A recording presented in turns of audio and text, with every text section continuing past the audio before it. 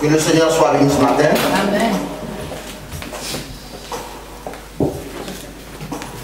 J'espère que vous êtes prêts, que vous êtes prêts, parce qu'on doit passer à une autre dimension de la gloire de Dieu.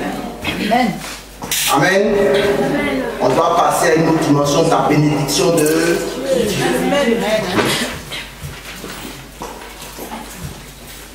Et dans ce monde dans lequel nous vivons, ce sont les puissants qui dominent. Selon qu'il est écrit, je t'ordonne d'être puissant. Amen. Ce n'est pas un souhait de Dieu.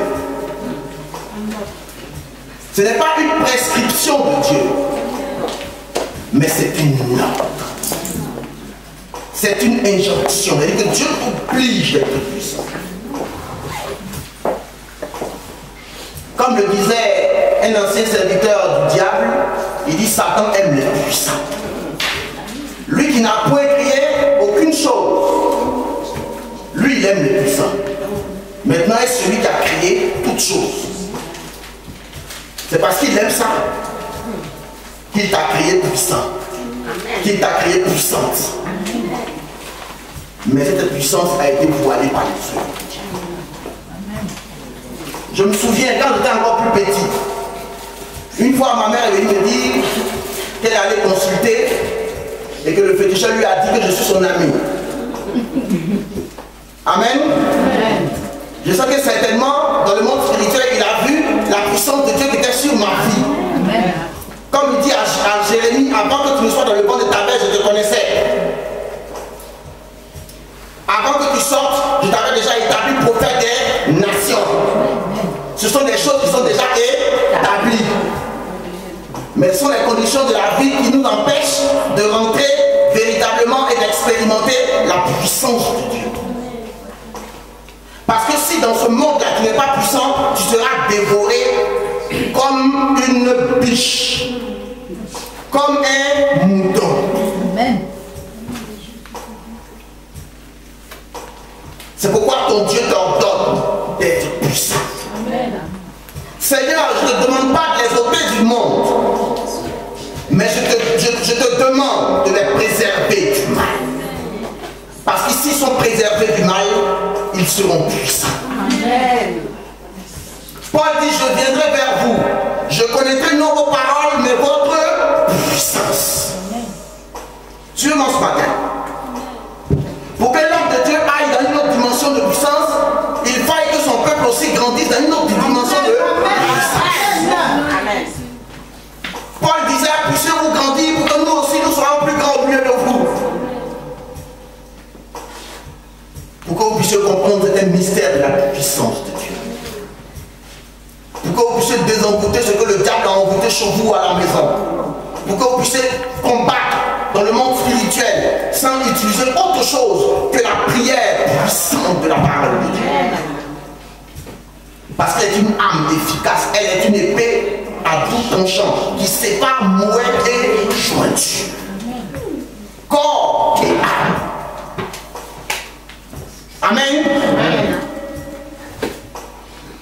Il y a un peuple qui a dit à un homme de Dieu qui est passé chez eux, il dit les autres sont venus.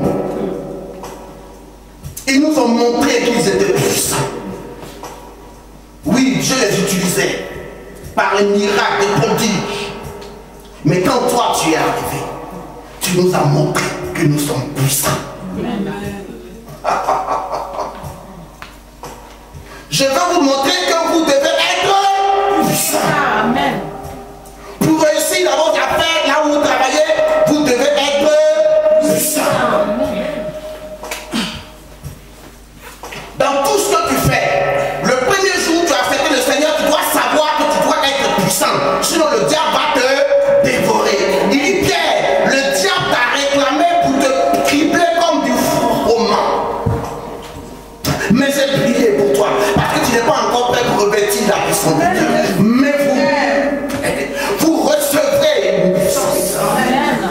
Pause. Pause. Je veux que mon peuple soit puissant. Amen. Amen. Amen.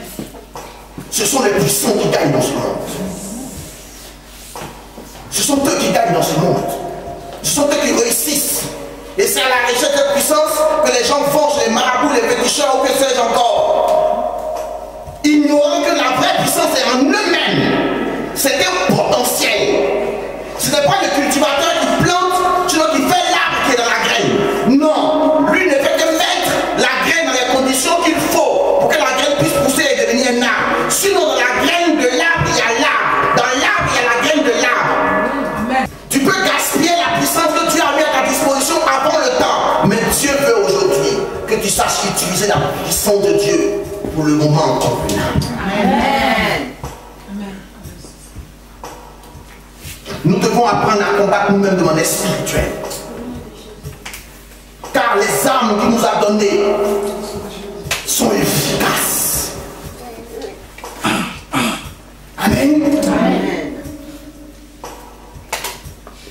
Ton Dieu t'ordonne que tu sois puissant. Ton Dieu t'ordonne d'avoir cette puissance pour chasser les démons qui t'emmènent chez toi à la maison, qui t'emmènent dans ton foyer. De les livrer en spectacle, sans attendre forcément le pasteur. Car Dieu n'aime pas les pénichards. Dieu n'aime pas les faire parce qu'il dit, si tu n'es ni chaud, ni froid, je te vomirai parce que je suis celui qui suis. Le Dieu tout-puissant.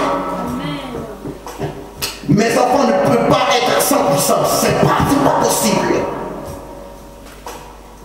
Alors à Jésus de se crier, tout pouvoir m'a été donné dans les cieux et sur la terre. Alors Pierre de répondre et de dire, Élie était de la même nature que nous. Il pria et le ciel fut fermé. Il était de la même nature que nous. Josué était de la même nature que nous. Il a arrêté le soleil. Ce qui fait que le mois prochain, à 28 ou 29 jours, ça c'est le fait de Josué. Les gens ont cherché partout, ils ont fini par découvrir dans la Bible qu'il y a un prophète qui a arrêté le soleil sur Gabaon. Parce que Dieu a fait de nous quelqu'un de puissant. Mais retiens ceci, tous ces gens-là étaient de la même nature que toi et moi. La seule différence, c'est qu'ils avaient mis leur corps à disposition du Dieu vivant. C'est la seule différence. Ils s'étaient confiés pour que la chose que Dieu a mis sur eux puisse se révéler au temps convenable. Mais aujourd'hui, Dieu t'ordonne d'être puissant. Amen. Car les hommes de Dieu ne veulent pas combattre pour des petits sujets que tu peux toi-même combattre. Quand tu rentres dans ton bureau, recommande ton bureau entre les mains du Seigneur. Eux, ils utilisent la puissance que Dieu a mise en eux pour détruire les œuvres de Dieu. Donc Dieu t'ordonne d'être puissant. Amen. Parce que tu ne sais pas qui est autour de toi. Amen. Tu ne sais pas qui est qui.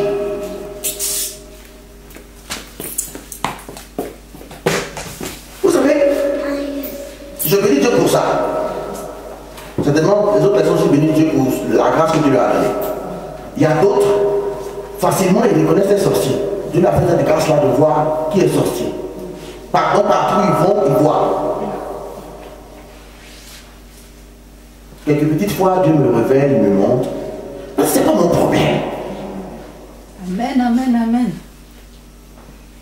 Entre griffes, mon problème à moi, c'est que je sois revêtu de la puissance. Amen. C'est tout mon problème. Amen. De sorte que ce qu'ils ont envoûté, comment je touche des envoûtements total. Amen. C'est ça mon problème à moi. De rechercher la face de Dieu pour être revêtu de la puissance du Très-Haut. Comme cet exemple que cet ancien serviteur de Satan a donné dans son livre, il dit qu'il y a un chrétien qui a accompagné son oncle de magie. Il est chrétien. C'est bien. Il est puissant. C'est bien. Mais il ne sait pas pourquoi. Par corruption, mais pourquoi il accompagne son nom dans un lieu où on doit acheter une bague de magie. Tu ne peux pas prêcher à ton oncle qu'en Jésus, là, il y a la puissance de Dieu pour te protéger contre tout ce dont tu as peur, là. La puissance de Dieu pour te protéger. Non, sa bouche est fermée pour dire la vérité. Ils sont allés dans le magasin. Comme c'est un enfant de Dieu, la puissance de Dieu qui était sur lui, ça ne se voit pas, mais c'est dans le monde spirituel que ça s'expérimente. Car le royaume de Dieu ne consiste pas en parole, mais en puissance. En puissance. La parole du pauvre n'est pas considérée. C'est parce que la Bible dit. C'est la parole des puissants qui est considérée. N'est-ce pas?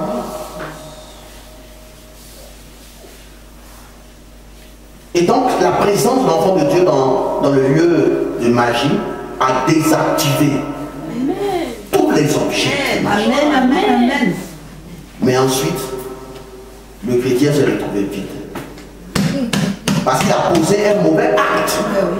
Le fait d'accompagner quelqu'un dans un lieu d'idolâtrie. S'il ne le savait pas de problème. Mais il le sait, il est conscient, et puis il le fait, il accompagne, il encourage.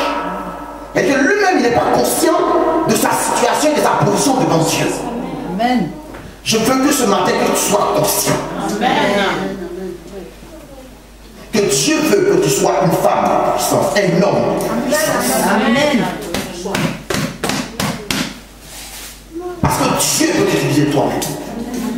Dieu veut passer au travers de toi pour devenir toi-même. Amen. C'est vrai, il y a certaines choses qui nous ont attirés dans la maison de Dieu. Amen. Mais quand on rentre dans la maison de Dieu, on comprend d'autres choses. Qu'on ne vient pas seulement de la maison de Dieu pour être protégé contre les sorciers ni les démons. Mais on vient pour changer de vie. Et puis revêtir Christ. Là, on n'a plus à combattre contre les petits démons. Mais on va combattre contre les dominations, les puissances, les autorités dans le monde céleste. Afin que nous puissions aussi prospérer. Sinon, ils sont en train de prendre tout l'argent du monde.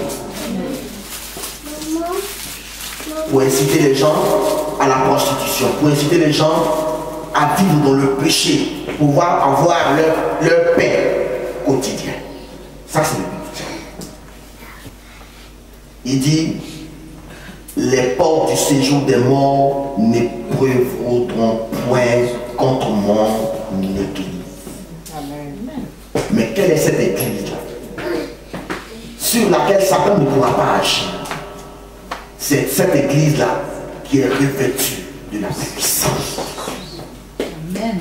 Car au commencement, Genèse 1, verset 2, l'Esprit de Dieu se mouvait sur les eaux. Déjà au commencement, la puissance de Dieu avait commencé son œuvre créatrice. Amen. Son œuvre qui empêchait le diable et ses démons de pouvoir agir sur la terre. L'Esprit de Dieu se mouvait sur les eaux. Pourquoi l'Esprit de Dieu doit se mouvoir sur les eaux? Amen. Souvenez-vous de la piscine de Bethesda. La Bible dit que cette piscine-là avait une particularité. C'est que dans cette piscine, quand l'eau était remuée, et la Bible dit que c'est un ange qui descendait de chaque fois pour remuer l'eau de la piscine. Les malades ne voyaient pas l'ange, mais eux, ils voyaient l'eau qui bougeait. Le reste, eux, c'est pas leur problème, eux veulent le pied. Mais pourquoi il doit avoir ce mouvement là d'abord pour que le malade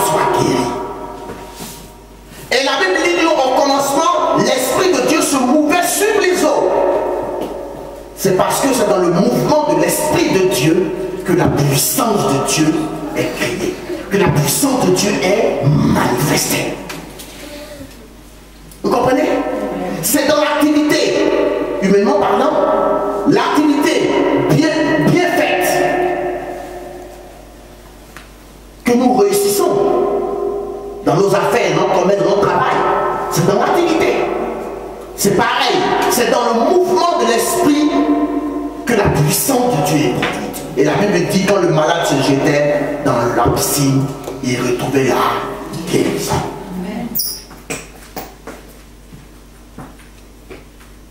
Suivez-moi, dans le mouvement, dans l'activité.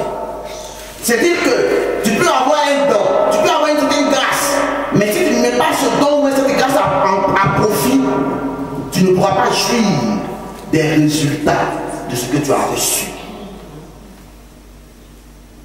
Vous comprenez? C'est dans l'action, parce que notre Dieu est un Dieu d'action, un Dieu de mouvement. Je suis celui qui suis. Je suis le même hier, aujourd'hui et éternellement. Amen. Je serai toujours en mouvement. Amen. Amen. On va prendre le livre de Luc, chapitre 4, verset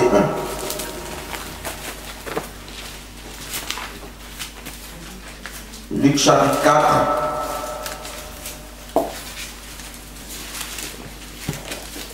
Jésus rempli du Saint-Esprit revint du Jourdain et il fut conduit par l'Esprit dans le désert. Jésus, rempli du Saint-Esprit, revint du Jourdain et il fut conduit par l'Esprit dans le... verset 14. Donc vous retenez, Jésus rempli du Saint-Esprit. Si vous pouvez souligner, vous soulignez. Jésus rempli du Saint-Esprit. Jésus, le même Jésus qui fut conduit au désert par le Saint-Esprit, Jésus, revêtu de la puissance de l'Esprit. On met d'abord Jésus. On met le parce qu'il y a quelque chose de spécial qui s'est passé. Jésus, revêtu de la puissance de l'Esprit, retourna en Galilée et sa renommée se répandit dans tout le pays d'alentour. Amen. Jésus, revêtu de la puissance du Saint-Esprit, retourna en Galilée et sa renommée fut répandue. Cela suppose que la renommée du Seigneur n'avait pas été répandue parce qu'il était charpentier. Il aidait son père Joseph à faire la charpenterie. En parenthèse, ce sont les mêmes outils de ces activités qui ont servi à sa crucifixion. Notre Dieu est trop mystérieux. Parce que le charpentier utilise le bois, il utilise le marteau, il utilise les clous. Donc notre Dieu est toujours dans l'activité. Même en laissant la charpenterie a suivi pour l'œuvre salvatrice de l'humanité. Amen. Amen. Donc Jésus revêtit la puissance de l'Esprit. Sa renommée fut répandue. Ta femme n'a depuis avoir l'église, elle a changé. Hein? Ça fait marche. Ta renommée commence à se répandre. Mais comment toi tu fais? Alors tu as une occasion d'annoncer l'évangile. Mais tu ne prends pas la bénédiction de Dieu pour aller fêter, pour aller chauffer. Amen. Pour aller dans les endroits où tu ne dois pas être. Tu es en train d'attirer vers toi des jugements que Dieu ne veut pas. Jésus, lui, revêtu de la bénédiction de Dieu, revêtu de la puissance de Dieu, qu'est-ce qu'il allait faire? Il allait faire les œuvres de son Père. Comme l'apôtre Paul veut dire, malheur à moi si je ne prêche pas l'évangile.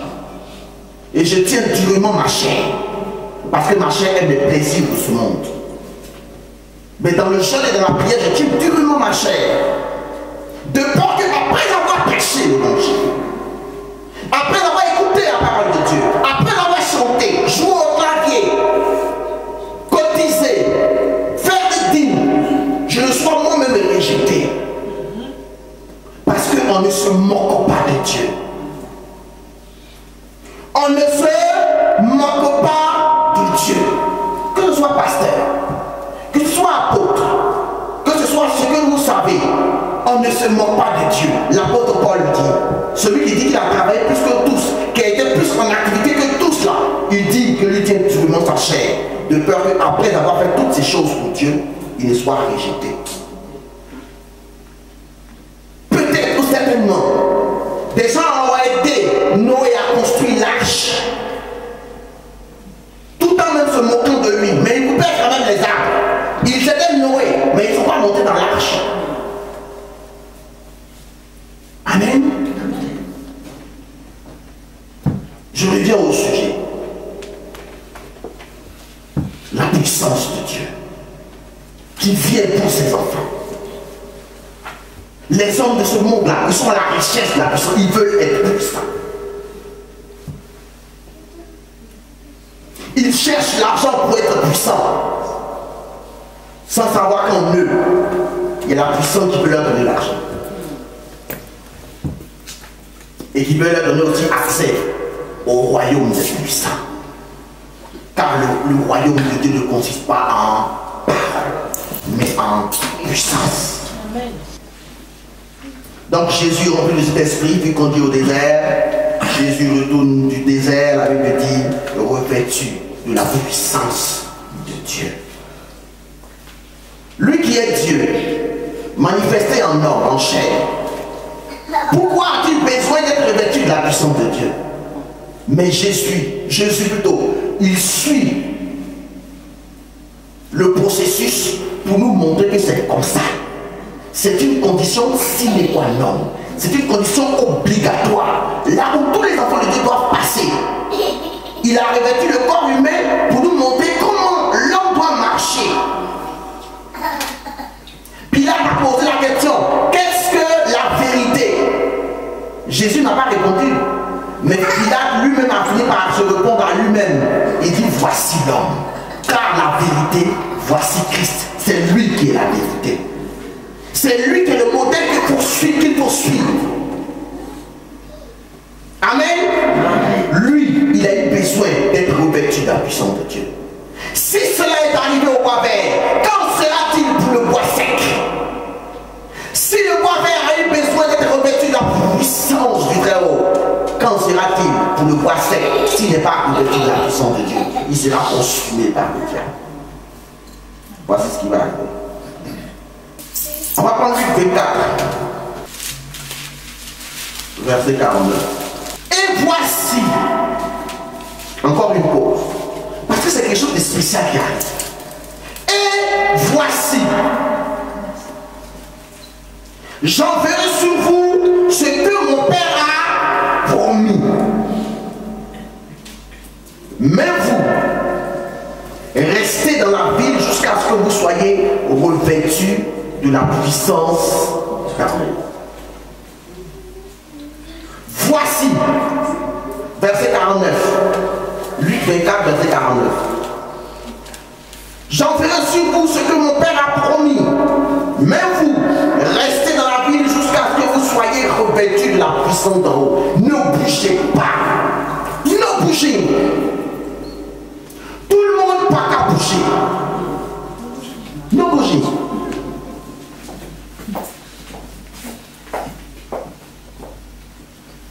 Personne. Jusqu'à ce que vous soyez revêtus de la puissance de Dieu. Mais pourquoi Jésus met-il un accent sur ce fait-là? Parce qu'il sait que dans sa bergerie, il va compter des loups, des ravisseurs,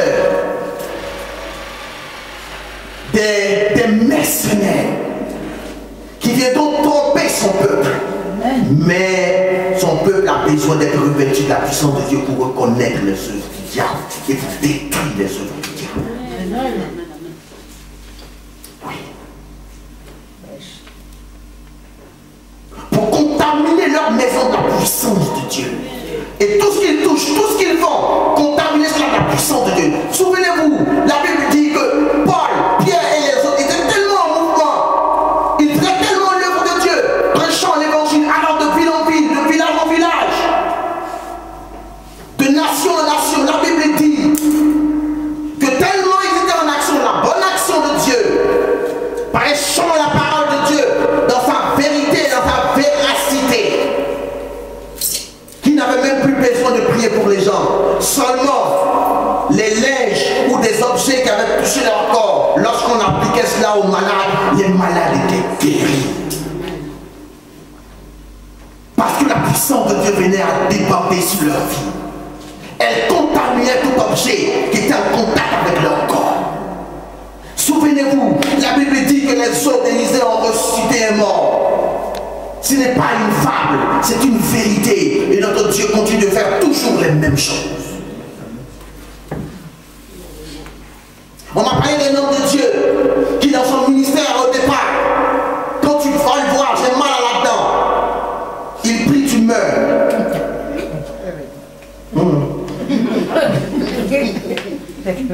Papa, il y a un petit poteau ici qui me gêne. Faut pas te tromper, va te poser les mains. Tu meurs. Quand tu étais dans un pays développé, les gens sont, ils étaient nombreux maintenant, ils sont allés se plaindre. Que cet homme de Dieu, c'est bizarre, quand tu meurs, ils l'ont mis en prison à cause de ça. Et c'est là en prison, là, qu'il cherchait la face de Dieu. Il est rentré en lui-même. Sauve-toi toi-même. Entre en toi. Et le Seigneur lui a commencé à lui révéler les mystères de la puissance de la résurrection. Amen. Et la puissance contraire que ce qu'il avait avant d'aller en prison. Quand il est sorti de la prison, il allait prêcher dans un lieu qui était dans un cimetière.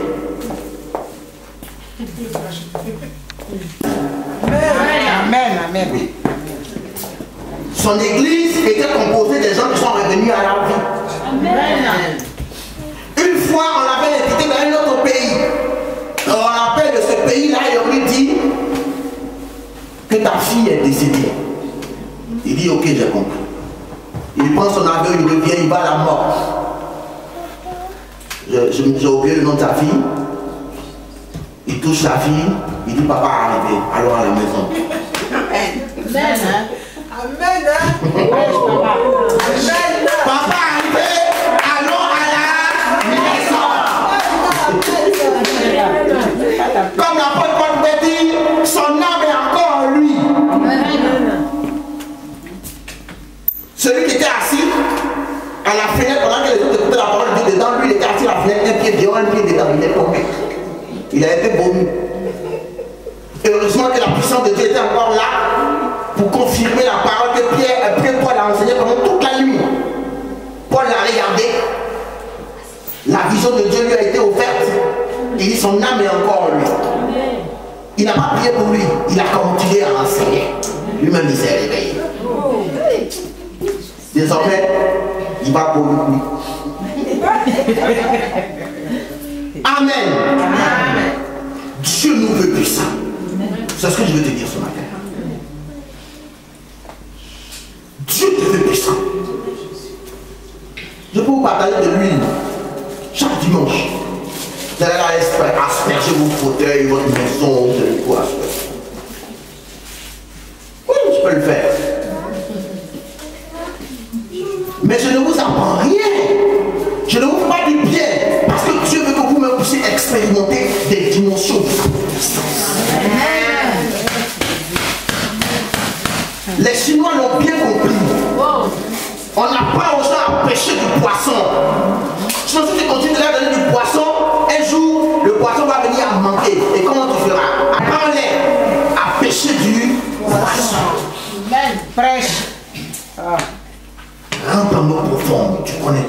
puissance de Dieu. Les dons spirituels vont t'aider à entrer en profondeur de la puissance de Dieu pour réussir dans tout ce que tu fais.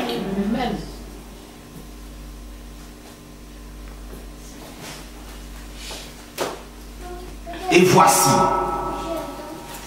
je vous enverrai ce que mon Père a promis, mais vous ne vous éloignez point de Jérusalem, jusqu'à ce que vous soyez revêtus de la puissance d'en haut. Avant ça, vous ne pouvez rien faire. Et eux, ils étaient conscients. Ils étaient comme Gédéon. La Bible dit qu'ils sont restés 10 jours enfermés dans une chambre. Femmes ou garçons, enfermés dans une chambre haute. Combien de personnes je le sais? Peut-être 120, peut-être, je ne sais. Enfermés dans une chambre. Qui va sortir? Pierre. Pierre. Celui qui a dit qu'il ne connaît pas Jésus. Pierre. Bon. Jésus n'était pas encore mort et puis il ne le connaît pas. Lui il va sortir. Et puis on dit pourquoi tu étais avec lui encore? Lui quand il va sortir. Chacun était dans son coin. Amen. Amen. Parce que lié par la peur, il n'était pas revêtu de la puissance de Dieu. Mais la Bible dit, quand le Saint-Esprit est descendu et qu'il les a revêtus de sa puissance, Pierre et les autres sont sortis. Ce Pierre flemmard, peureux, balbutiant, bégayeur, incapable d'accomplir aucune œuvre. Si bien que le Seigneur lui a dit, mais reste d'écriture, jusqu'à quand? Vous vous souvenez? Mais ce Pierre-là n'était plus de cette même race. Il venait d'être transformé par la puissance de Dieu. La Bible dit que Pierre est sorti. Il a commencé à prêcher l'évangile sans la peur, délivré de toute œuvre maléfique, mais conduit par la puissance de Dieu. Il venait de devenir un nouvel homme. Amen. Amen. Jean chapitre 20, verset 22. Il dit, comme le Père m'a envoyé, moi aussi je vous envoie. Après ces paroles, il souffla sur eux et leur dit, recevez le Saint-Esprit. Recevez le Saint-Esprit. Et dans Acte 1, verset 8, il est dit que le Saint-Esprit survenant sur vous, vous recevrez une puissance. Le Saint-Esprit en mouvement vers vous, vous communiquera sa puissance. Amen. Mais il va y recevoir d'abord le Saint-Esprit, qu'il puisse être en mouvement et que vous puissiez être revêtus de la puissance de Dieu. On va finir avec ce partage et puis on va passer à la prière. À la prière des puissants. 1 Corinthiens 4, verset 19 à 20. Mais j'irai bientôt chez vous, si c'est la volonté du Seigneur, et je connaîtrai non les paroles, mais la puissance de ceux qui se sont enflés. Car le royaume de Dieu ne consiste pas en paroles, mais en puissance. On constitue un noyau, mais vous ne savez pas quels sont ceux qui viendront bientôt. Satan enverra ses loups, il enverra ses mercenaires qui se feront passer pour des enfants de Dieu, des zélés. Mais ils viendront avec une autre puissance pour faire du mal aux enfants de Dieu, qui ont encore des failles en eux. Certainement, c'est pourquoi le Seigneur voulait que je prêche ce message-là. Parce qu'ils viendront. Vos prières vont les déranger. Mais vous ne devez pas donner accès à ces démons-là, de peur qu'ils ne vous détruisent. On va se lever dans la présence de Dieu. Il va et qu'il nous revête sa puissance.